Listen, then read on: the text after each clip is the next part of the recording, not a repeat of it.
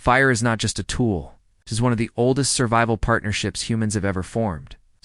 Long before agriculture, before cities, before written language, controlled flames separated us from extinction. From the time of early humans like Homo erectus, fire became protection, nutrition, and ultimately progress. It carried humanity through brutal climatic shifts, including the Ice Age, when survival depended on heat, light, and the ability to transform raw resources into usable energy. Yet despite this deep history, something critical has been lost. Many people today rely on wood fires, but unknowingly use them in ways that waste fuel, reduce heat output, and create unnecessary danger. The modern habit of slow oxygen-starved burning feels intuitive, but it runs directly against the physics that govern combustion. What appears efficient is often the exact opposite. This guide is about reclaiming that lost knowledge. It's not as theory, but as a practical, tested system rooted in both science and history. Because when you understand how fire truly works, you stop fighting it. You start working with it. The slow burning habit is the first mistake that must be unlearned. On a cold night, the instinct is simple. Load the stove heavily, restrict airflow, and let it burn slowly through the night. It feels controlled, efficient, even traditional. But this approach is fundamentally flawed. When airflow is reduced, combustion becomes incomplete. Instead of burning cleanly, the wood begins to smolder. This produces thick smoke filled with unburned gases, energy that should have been converted into heat. The smoke is not harmless waste. It is lost fuel. Studies from institutions like the Brookhaven National Laboratory have shown that slow, restricted fires consume significantly more wood while delivering less usable heat compared to smaller, hotter burns. The difference is not minor. It can mean nearly doubling fuel consumption for less warmth. The reason lies in temperature. A smoldering fire operates below the threshold required for full combustion. Instead of igniting all the energy within the wood, it releases much of it as smoke. That smoke then cools and condenses inside the chimney, forming creosote, a highly flammable residue responsible for many house fires. The attempt to make a fire last longer ends up wasting wood, lowering efficiency, and increasing risk. It is not an ancient technique passed down through generations. It is a modern misunderstanding. Understanding combustion changes everything about how you burn. To correct this, it helps to stop thinking of fire as a single event. Burning wood is a process with distinct stages, each affecting how much energy you actually receive. The first stage is moisture removal. Even well-seasoned wood contains water. Before any real combustion begins, heat is used to boil off this moisture. If the wood is too wet, a large portion of your fire's energy is consumed, just drying it out, reducing overall heat output. Next comes the critical phase known as pyrolysis. At higher temperatures, the wood begins to break down chemically, releasing gases rich in energy. These gases can account for more than half of the total energy stored in the wood. But they only produce heat if they ignite. If temperatures are too low, these gases escape as smoke. This is where most inefficiency occurs. People often think they are burning wood, but in reality, they are only burning the leftover charcoal while letting the most valuable portion drift away. The final stage is charcoal combustion. This produces steady heat and glowing coals, but it represents only a fraction of the wood's potential energy. Relying solely on this stage is like using only part of your fuel supply.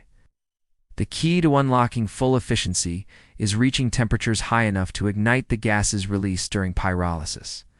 When this happens, the smoke itself burns, producing clean, powerful heat.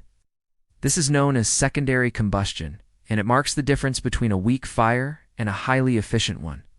History explains why this knowledge was lost. For most of human history, fire was not optional.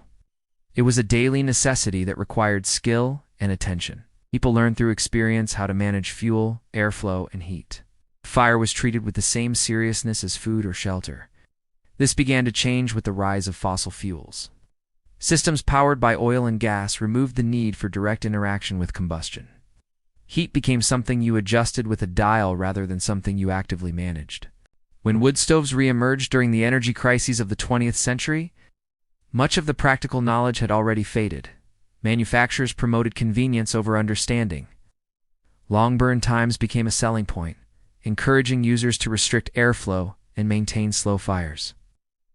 At the same time, some regions never lost this knowledge. In parts of northern and eastern Europe where winters are severe, heating systems evolved differently.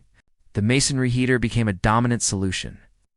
These systems rely on short, extremely hot fires that transfer heat into large stone structures, which then release warmth slowly over time. This approach achieves remarkable efficiency because it aligns with the physics of combustion. Instead of trying to stretch a weak fire over many hours, it captures the full energy of a hot burn and stores it.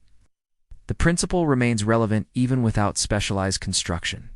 The lesson is simple. Efficiency comes from intensity and control, not from restriction. Modern fire mastery begins with changing behavior, not equipment. Most people do not need new stoves or major renovations to improve efficiency. The largest gains come from changing how the fire is managed. A fire should be allowed to burn hot. This does not mean reckless or uncontrolled burning, but rather providing enough air for complete combustion. A strong, active flame ensures that gases are ignited rather than wasted. Fuel should be added in smaller, controlled amounts. Overloading the stove creates the temptation to restrict airflow, leading back to the same inefficient cycle. Managing fuel input allows you to regulate heat output without compromising combustion quality. Thermal storage can also be improved in simple ways. Materials that absorb heat, such as water or dense masonry, can help retain warmth after the fire subsides. Even small adjustments can extend the usable heat from each burn cycle. None of these changes require advanced technology. They require awareness and consistency. Fuel selection determines how effective your fire can be. Not all wood behaves the same. While the energy content per unit weight is relatively similar across species, density plays a major role in how that energy is delivered. Hardwoods such as oak or hickory are dense and burn longer, producing steady heat and a strong coal base. Softwoods like pine ignite quickly and burn hotter in the short term, making them useful for starting fires or rapidly increasing temperature. Understanding this distinction allows for strategic use. Quick-burning wood can bring the fire up to efficient temperatures, while denser wood can sustain it.